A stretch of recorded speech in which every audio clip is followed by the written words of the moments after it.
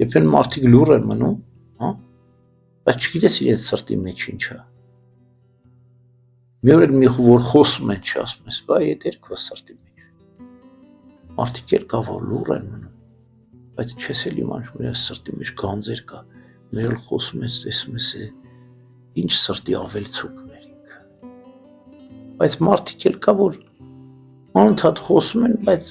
սրտի ավելցուկ դատարկությունը, հա։ Ծածուկ չի, գաղտնի չի, հայտնի է ամեն ինչ մարդու սրտի ավելցուկի մեջ։ Ամեն դեպքում սրտի ավելցուկն է կարևոր,